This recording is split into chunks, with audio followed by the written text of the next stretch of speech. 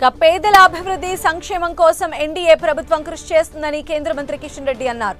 NDA అధికారంలోకి వచ్చి 11 ఏళ్లు పూర్తయిన సందర్భంగా విజయవాడలో నిర్వహించిన కార్యక్రమంలో పాల్గొన్నారు. 11 ఏళ్ల మోదీ పాలనలో ఒక్క అవినీతి మచ్చ కూడా లేదన్నారు. దేశంలో 29% ఉన్న పేదరికాన్ని 11.28% తగ్గించామన్న కిషన్ రెడ్డి అదే సమయంలో 4వ అతిపెద్ద ఆర్థిక వ్యవస్థగా భారత్ ఎదిగిందని చెప్పారు.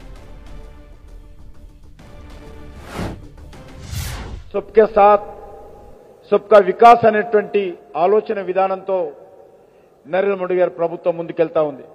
స్వాతంత్రం వచ్చిన తర్వాత 11 సంవత్సరాలు పరిపాలించిన తర్వాత కూడా ఒక్క రూపాయి అవినీతి జరిగిందని ఈ దేశంలో ఏ రాజకీయ పార్టీ కానీ మా ప్రత్యర్థులు కానీ లేక ఏ మీడియా కానీ ఈరోజు ఆరోపించేటువంటి పరిస్థితి లేదు.